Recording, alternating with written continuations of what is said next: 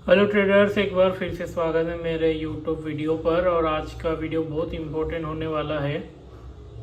और हाँ, आपको काफ़ी शोर सुनाई आ रहा होगा, तो बट क्या करूँ, मैंने जैसे वीडियो बनाना चालू किया पता नहीं शोर चालू हो गया। इससे पहले सन्नाटा था, इसलिए मैंने वीडियो बनाना स्टार्ट किया।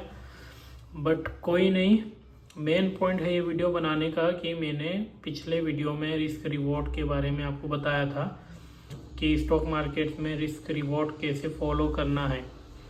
और बहुत सिंपल वे में बताया था कि अगर आप किसी स्टॉक में 1 रुपये लगा रहे हो तो आपका मैक्सिमम रिस्क 1 रुपये रहना चाहिए। और अब जब जीतते हो यानी जब आपको प्रॉफिट होता है तो ट्राई करना कि 1 रुपये के बदले में आप 3 रुपये कमाओ।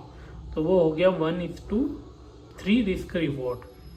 तो इसमें क्या होगा कि एंड ऑफ द मंथ में या एंड ऑफ द, अगर आप 10 ट्रेड ले या 100 ट्रेड ले, तो एंड ऑफ द 10 ट्रेड के बाद या 100 ट्रेड के बाद अगर आप सेम रिस्क रिवॉर्ड फॉलो करोगे तो लास्ट में आप प्रॉफिटेबल ही रहोगे, क्योंकि आप खो रहे हो ओनली 1 रुपये और प्रॉफिट कर रहे हो 3 रुपये।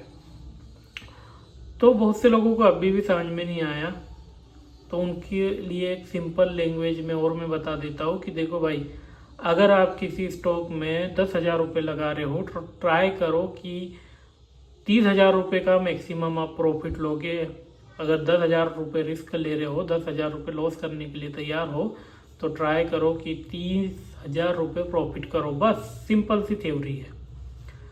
और अगर कोई 50,000 रुपये लगा रहा है तो ट्राई करो कि 50,000 रुपये इन्वेस्टमेंट किया तो कम से कम 1.5 लाख रुपये, 1 से 1.5 लाख रुपये वो प्रॉफिट करें।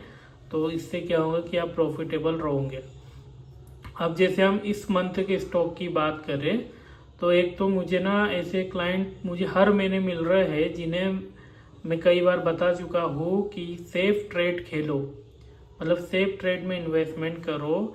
मैं अगर 3 स्टॉक दे रहा हूँ तो बहुत सोच समझ के दे रहा हूँ, ये सोच कर कि 3 स्टॉक दे रहा हूँ, उनमें सिक्योरिटी तो है, उनमें इतना स्मार्ट मनी फ्लो हुआ है कि इसमें मूवमेंट हो सकता है, लेकिन 100% सिक्योरिटी नहीं है कि वो इसी मंथ हो या नेक्स्ट मंथ हो। इसीलिए मैं 3 स्टॉक देता हूँ कि एक स्टॉक में नहीं होगा मूवमेंट, 2 में नहीं होगा, तीसरे में तो होगा। और पिछले 2 मंथ से ऐसा ही हो रहा है हमारे साथ। पिछले मंथ भी जो है एक ही स्टॉक चला था हमारा SRF। इस मंथ भी एक ही स्टॉक चला, वो है एंजल वन। हमने ना हमारा नुवामा चला, जिससे हमें बहुत उम्मीदें थी और मुझे भी थी, क्योंकि इतनी अच्छी रैली करने के बाद ये रेजिस्टेंस के बाद 1 मंथ से कंसोलिडेट कर रहा था, तो मुझे चांसेस था कि वो, और ये जो कंटिन्यू जो ग्रीन कैंडल बना रहा था ना 7 तारीख से, ये भी बहुत अच्छी ग्रीन कैंडल बनाई थी, तो मुझे कंफर्म था कि ये लेवल ब्रेक होगा और वापस ये 8,400 8,300 की तरफ जाएगा। बट पता नहीं, 1 महीना कंसोलिडेट होने के बाद भी इसमें जो बिग मनी फ्लो हो रहा था वो उसमें दोबारा से फ्लो नहीं हुआ, साइड वे रुका है। हो सके तो नेक्स्ट मंथ यानी दिसंबर में मूवमेंट करे, बट हमें तो हो गया इसमें लॉस, क्योंकि अगर ये गिरने वाला रहता ना तो गिर जाता कब का। बट 1 मंथ से कंसोलिडेट कर रहा है, इसका मतलब ये है कि बायरों की पकड़ में है स्टॉक, सेलरों को हावी नहीं होने दिया। सेलरों ने बहुत बार ट्राई किया था इसको नीचे गिराने का, बट बायर उन्होंने ऊपर ही रखा, तो चांसेस थे इसको ऊपर जाने के, बट इस मंथ नहीं हुआ। वो बॉस दिया था मैंने, ये पुट साइड के लिए था कि अगर ऐसी कंडीशन हो कि मार्केट डाउन साइड बीयरिश हो जाए तो हमारे पास एक पुट का स्टॉक होना, तो ये भी मैंने दिया था कि ये भी रेजिस्टेंस के नीचे, ये भी काफ़ी टाइम से नीचे कंसोलिडेट कर रहा था। तो कहीं ना कहीं सेलरों के स्ट्रॉन्ग जो है, सेलरों ने अपनी पोजीशन बनाई थी, बट ये भी कंटिन्यू नीचे ही साइड वे रहा, ये भी नहीं गिरा। तो हमारे 2 स्टॉक फ्लॉप हुए। एंजल वन से उम्मीद थी और एंजल वन नहीं बचा के रखा हमको। अब मैं आपको बता दूं, हमारे 3 स्टॉक में से 2 फेल हुए, फिर भी आप प्रॉफिटेबल बन सकते थे अगर आप 1:3 का रिस्क रिवॉर्ड फॉलो करते। तो मैं आपको एक चीज़ बताना चाहूँगा, हमारे ग्रुप के कुछ क्लाइंट है जो इतना समझाने के बाद भी 3 स्टॉक में से एक ही स्टॉक में पूरा फंड लगा देते हैं। मान लो उनके पास अगर 1 लाख रुपए है, अब नुवामा पे मैं बहुत श्योर था क्योंकि मुझे लग रहा था कि एक महीना कंसोलिडेट हो गया, अब तो ब्रेकआउट देगा, तो इसलिए मैं श्योर था। तो एक क्लाइंट ने पूरा फंड नुवामा में लगा दिया। मैंने जब एंजल 1 दिया तो बोला भी कि सर कुछ फंड एंजल 1 में भी लगा दो, लेकिन उन्होंने नहीं कहा कि सर मुझे नुवामा पे ज़्यादा भरोसा लग रहा है, वो जब जब गिर रहा है वापस रिकवर हो जा रहा है, तो मुझे लग रहा है ये नुवामा जाएगा। तो वो उन्होंने पूरा फंड जो है अपना कैपिटल वो नुवामा में लगा दिया, और हुआ क्या आखिर तो उनको लॉस बुक करना पड़ा। अपना 60 to 70% जो कैपिटल है वो नुवामा में उनका लॉस हो गया। अगर उनके पास 1 लाख कैपिटल था, 50,000 वो नुवामा में लगा के 50,000 एंजल में लगा देते, तो एंजल ने जो ये मोमेंट दिया ना, हमने इस कैंडल पे जो है बाइंग करी थी, तो मैं यहाँ से अगर लूँ तो कम से कम 10% का मूवमेंट किया एंजल 1 ने। तो अगर 50,000 रुपये का 1:3 का आप रिस्क रिवॉर्ड फॉलो करते तो एंजल 1 से आपको आराम से 1.5 लाख का प्रॉफिट हो जाता, और नुवामा में अगर 50,000 का लॉस भी होता तो भी आप end of the month 1 lakh के प्रॉफिट में रहते। तो क्लाइंट को पता नहीं क्यों लालच आ जाता है। लालच आ जाता है ये कि मैं 3 स्टॉक में बाय करने से अच्छा है कि एक ही स्टॉक में पूरा फंड लगा देता हूँ, अगर स्टॉक चल गया तो मेरे जो 1 लाख है उसके 2 से 3 लाख 5 लाख बन जाएंगे। अरे भाई उस जगह फंड लगाओ ना जहाँ 90 नहीं, जहाँ आपको लग रहा है मतलब कि जहाँ सेफ हो।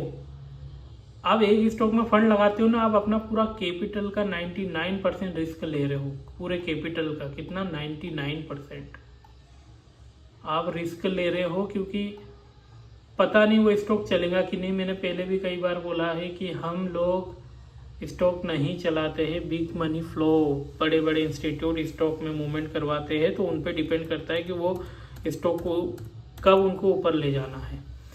अगर मुझे 100% पता रहता कि ये स्टॉक की मूवमेंट जाएगा, तो आपको लगता है कि मैं आपको 3 स्टॉक देता पूरे महीने भर में। एक टाइम था, 1 साल पहले की बात है, मैं 10 स्टॉक देता था अपने ग्रुप में, क्योंकि मुझे 10 स्टॉक मिल जाते थे पूरे महीने भर में जिनमें अच्छा ब्रेकआउट आ रहा है। बट वो मेरी गलती थी। उसमें क्या होता था कि क्लाइंट के पास इतना फंड भी नहीं होता था कि वो सारे स्टॉक में इन्वेस्टमेंट कर सके, तो इसलिए फिर मैंने इम्प्रूवमेंट किया कि कैसे स्ट्रॉन्ग स्टॉक निकालना है। 10 से फिर 8 पे आया, 8 से 5 पे आया, और फाइनली 3 स्टॉक पर आया हो।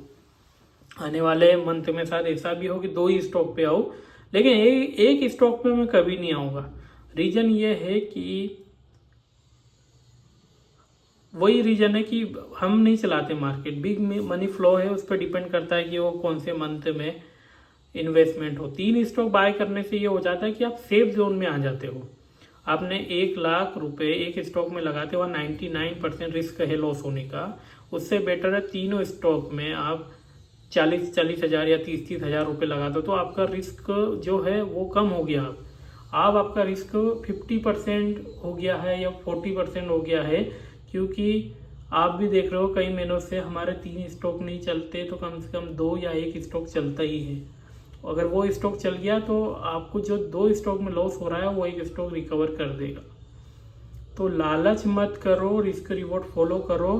और मैं बताता हूँ आपको रिस्क रिवॉर्ड कैसे। ये देखिए, ये इस मंथ के हमारे स्टॉक थे, एंजल 1, नुवामा, बॉस। आप देखो 1:2 का रिस्क 1:3 का रिस्क रिवॉर्ड फॉलो करने से क्या होता। अगर किसी क्लाइंट के पास 1.5 लाख रुपए है तो वो तीनों स्टॉक में 50,000 रुपये इन्वेस्टमेंट कर देता। एंजल 1 में 50,000 कर दिया इन्वेस्टमेंट, नुवामा में 50,000 कर दिया इन्वेस्टमेंट, बॉस में कर दिया 50,000 इन्वेस्टमेंट। रिस्क रिवॉर्ड 1:3, यानी हम लॉस करेंगे 50,000, और मैंने कहा 1:3 यानी 50,000 रुपये लगा रहे, तो ट्राई करो कि 1.5 लाख रुपये प्रॉफिट हो। तो एंजल 1 तो चला, मैंने इसको दिया था शायद 22 से बाइंग के लिए, किसी ने 25 पर भी बाय किया, तो स्टॉक जो है 105 तक गया था हाई मार्केट। तो आपका इसमें रिस्क रिवॉर्ड होता 1:3 के हिसाब से आप 88 पे आपको टारगेट लगाना था, और वो 105 तक गया। तो अगर आपने 50K लगा के 88 पे भी प्रॉफिट बुक करते तो आपको 1.5 लाख का प्रॉफिट होता। नोवामा फेल हो गया, इसमें मान लिया पूरे 50,000 रुपये का लॉस हो गया। बॉस में भी मान लो पूरे 50,000 का लॉस हो गया, नहीं चला। तो भी आप इस रिस्क रिवॉर्ड को फॉलो करने के कारण आप 50,000 रुपये प्रॉफिट में रहते हो। ये दोनों लॉस रिकवर हो भी जाता है और 50K के प्रॉफिट में रहते हो। तो ये क्यों पॉसिबल हुआ? क्योंकि आपने रिस्क रिवॉर्ड फॉलो किया है। तो इसलिए मैं आप सबको बोल रहा हूँ कि रिस्क रिवॉर्ड फॉलो करो। ऐसा नहीं है कि किसी स्टॉक में 50,000 रुपये लगाए हैं और 50,000 ही प्रॉफिट बुक कर रहे हो, तो फिर वो लॉन्ग टाइम में आप लॉस में ही रहोगे। आप प्रॉफिटेबल तभी बन सकते हो या आपका कैपिटल तभी ग्रो कर सकते हो जब आप प्रॉफिट बड़े लो और लॉस छोटे लो। किसी के पास अगर 50,000 रुपये नहीं है तो वो तीनों स्टॉक में 30,000 रुपये भी लगा देता, तो 90,000 रुपये इन्वेस्टमेंट लगता तीनों स्टॉक में। इसमें 1:3 का भी टारगेट हिट होता, तो इसमें 90,000 का प्रॉफिट होता और इसमें 30 और 30 60,000 रुपये का लॉस, तो ओवरऑल वो 30,000 के प्रॉफिट में रहता। किसी के पास सिर्फ 30,000 रुपये रहती हो, तीनों में 10,000 रुपये लगा देता। ये स्टॉक चल गया हमारा, इसके अंदर बन जाते उसके 30,000 रुपये और इनमें दोनों को मिला के 20,000 रुपये का लॉस होता, तो भी वो 10,000 रुपये के प्रॉफिट में रहता। तो ये रिस्क रिवॉर्ड फॉलो करोगे तो ही आप प्रॉफिटेबल बन सकते हो। डरो नहीं कि 2 स्टॉक नहीं चले तो तीसरा नहीं चलेगा, क्योंकि हमारे हर मंथ एक स्टॉक चलता ही है और मैं तो ट्राई करता ही हूँ कि तीनों चले। बट क्या होता है ना, सब कुछ हमारे हाथ में नहीं है, बिग मनी पे डिपेंड करता है। आने वाले दिनों में मैं ट्राई करूँगा कि और अच्छे, जो भी गलतियाँ हो रही, मिस्टेक हो रही है कि भाई तीनों में से एक ही स्टॉक क्यों चल रहा है, एटलीस्ट 2 तो चले, तो उन कमियों पे मैं काम कर रहा हूँ और आने वाले मंथ में ऐसा हो कि हमारे 2 स्टॉक मिनिमम चलेंगे ही, और कभी कभार किया हम हो सके तो तीनों स्टॉक भी चले।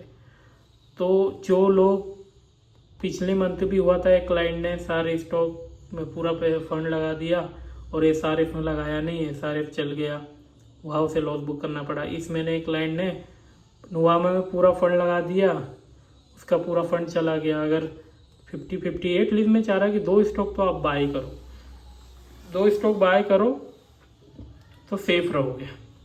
तो वीडियो बड़ा हो रहा है, जो समझाना था मैंने समझा दिया। आई होप आपको सारी चीज़ें क्लियर हो गई होंगी। ये वीडियो अगर पसंद आए तो लाइक करना और कमेंट प्लीज़ ज़रूर करना। मेरे वीडियो पे कोई भी कमेंट नहीं करता कि वीडियो समझ में आया कि नहीं, कैसा लगा, तो कमेंट करके ज़रूर बताना। Thank you.